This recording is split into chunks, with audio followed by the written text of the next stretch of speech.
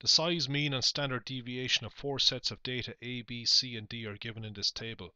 Complete the sentences below by inserting the relevant letter in each space. The set that contains more numbers than any other is something, and the set that contains fewer numbers than any other is something else.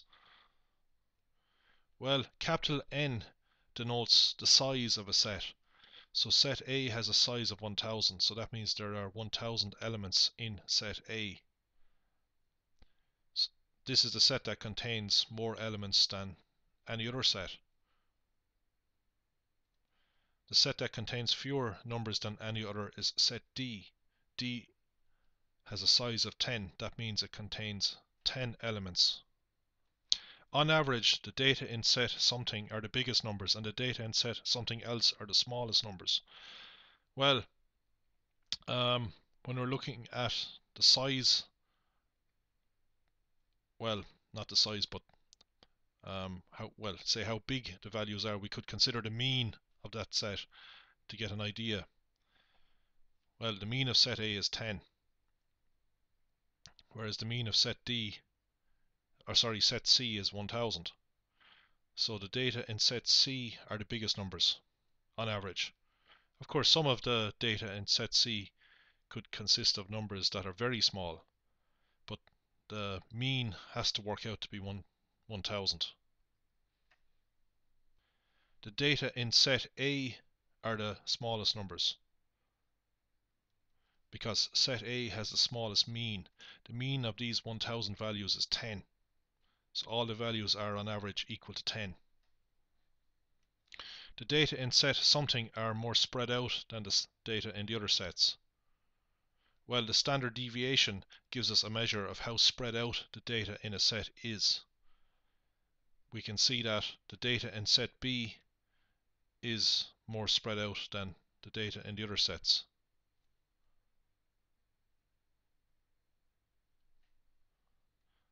Actually, the data in set D are the least spread out because the standard deviation of the values in set D is only 10. The set that must contain some negative numbers is set something. Now this question is quite tricky.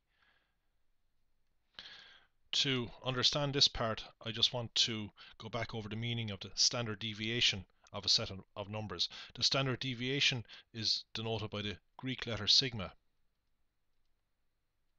As a matter of fact, this is a lowercase sigma in the Greek alphabet. This here is an uppercase sigma. So both of these are called sigma, but this is the lowercase, this is the uppercase. To get the standard deviation of a set of numbers, we have to sum the square deviations of each value from the mean of the set. So our set consists of n elements, big N elements. So we could say that one value is x1, second value is x2. It doesn't matter which we call x1, of course. These are just labels. So all the values are labeled from x1 up to xn. There's n of them. So the meaning of this expression here, sigma of xi minus x bar squared, means that we're taking each value x represented by xi, subtracting the mean, squaring, and summing all those squared deviations. So this uppercase sigma means we're summing the squared deviations. So for example, well, this is not an example, this is the general situation. We're summing actually from 1 to n. I didn't write that in here, but it's understood that we're summing from 1 to n. So when we calculate this, we take one value, subtract the mean. The mean is x bar, mean is denoted by x bar, square it, then we take the next value, I equals 2, subtract the mean, square it, and we keep going up to the last value, which is xn. So we sum all those square deviations, and then we have to divide by n. So it's like we're getting the average of all the square deviations. And then we get the square root. The square root ensures that the units don't change, because we squared units here. And by getting the square root, we just keep the units the same. Now, this gives us the average distance of the values from the mean x bar. Here's an example. Suppose our set had a size of 3. So that means that big N equals 3. And that these are the elements in the set. So we know these elements. We don't know the elements in the sets in the question.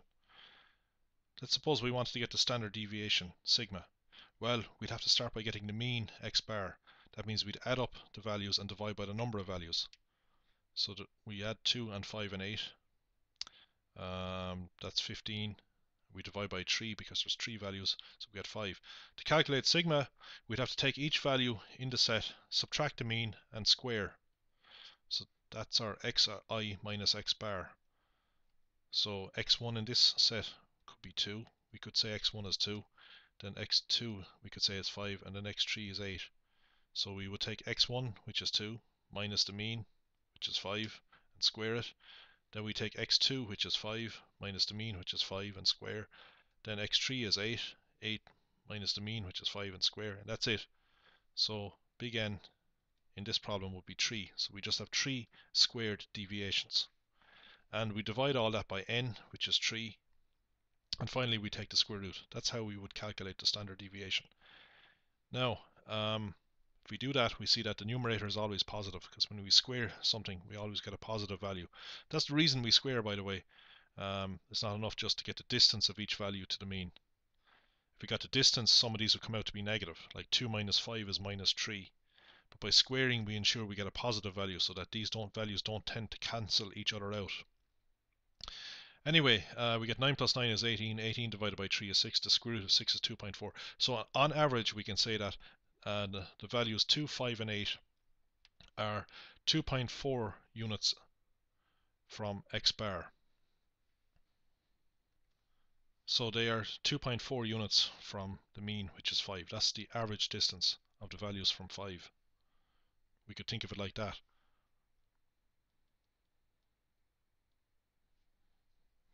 Notice that the smallest value in this set here, which is 2, is more than 2 units, more than 2.4 units away from 5. See, 5 minus 2 is 3. So the distance between the smallest value and the mean is 3.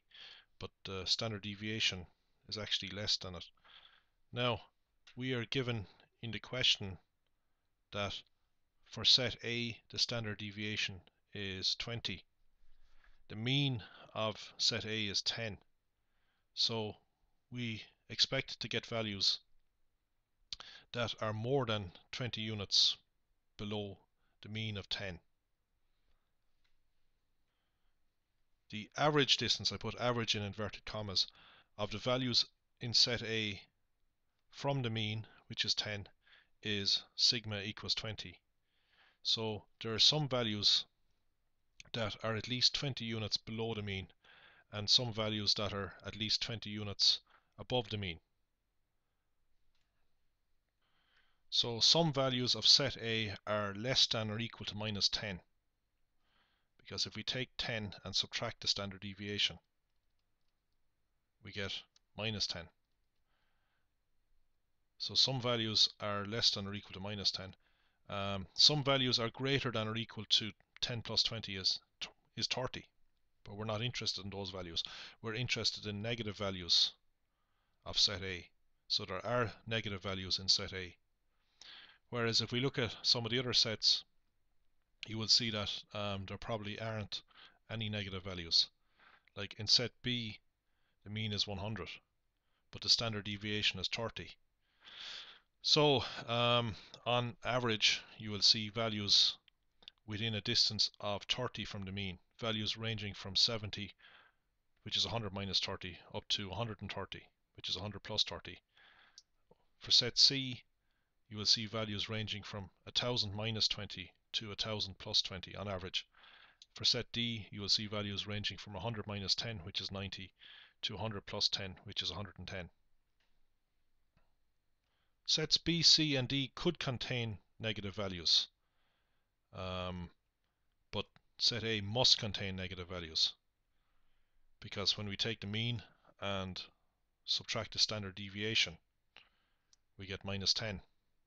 and there are definitely values that are less than or equal to mean minus the standard deviation. Just like we see here in this example, we find that there is a value in this set, the value is 2, which is more than 1 standard deviation away from the mean. It's more than 2.4 units away from 5. If the 4 sets are combined, the median is most likely to be a value in set something. Now,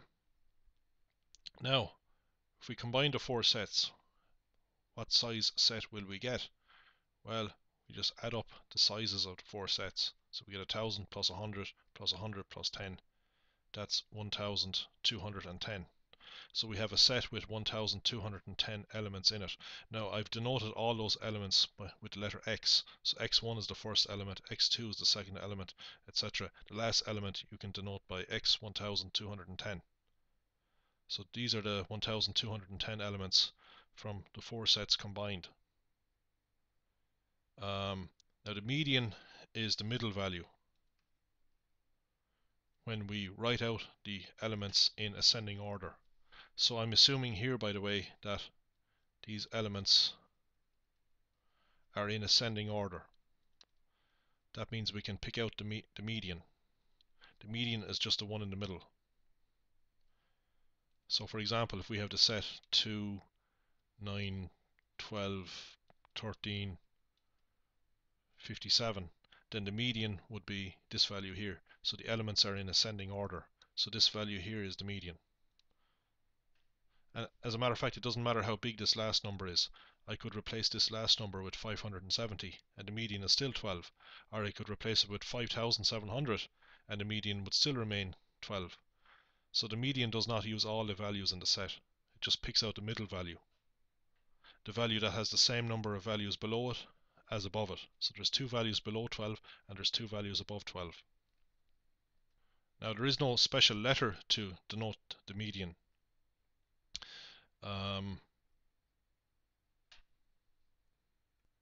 It is usually different from the mean. The mean is denoted by the letter mu. Now, I used the letter x bar in the previous part to denote the mean. Just to clarify something about that before I move on. X bar is usually used to denote a sample mean. So we take a sample from a population and we calculate the mean. Whereas mu is usually used to denote the population mean. That's the population of all the values. That's all the values. We normally don't have the population, so we're usually working with the sample mean. Now I use the sample mean when I described sigma, but I could have used mu here. Actually, mu would probably have been a better choice, but it doesn't really matter. It doesn't affect our answering of this question. But normally we reserve mu for the population and x bar for a sample from the population. Now to get back to this here, let's see what would happen in general if we were to combine these 4 sets together and write out all the elements in ascending order. Well, we would see that most of the first lot of elements would come from set A, because the mean of set A is 10. So the elements in set A would be the smallest elements. The elements in set B would be the next smallest, because their mean is 100. The elements in set D also have a mean of 100. So sets B and D are roughly the same size, so the values would be roughly the same. They'd be quite close to each other. But the values in set A are by far the smallest. The mean of those values is 10. So we would expect on average to find that most of the first 1000 values come from set A. Most, not necessarily all of them. It's quite possible that there are a few values in set A that are large, and to compensate, there are some values in set A that are much smaller than 10. So some values could be much greater than 10, some values could be much smaller than 10. It's just that mean is 10. So on average we would expect that most of the first lot of numbers or lot of values from the combined set will come from set A. So the remaining elements will come from sets B, C and D.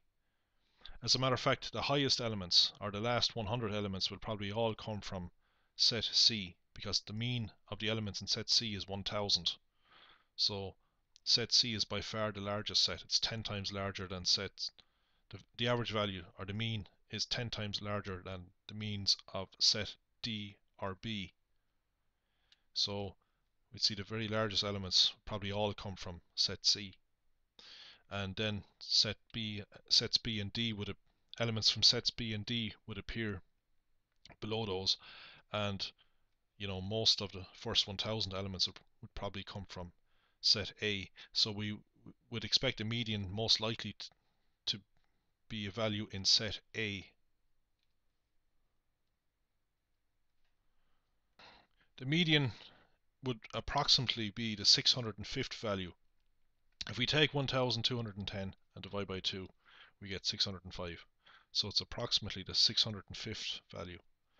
And the 605th value is very likely to come from set A, because as I said before a few times, the first 1000 values are most likely to come from set A.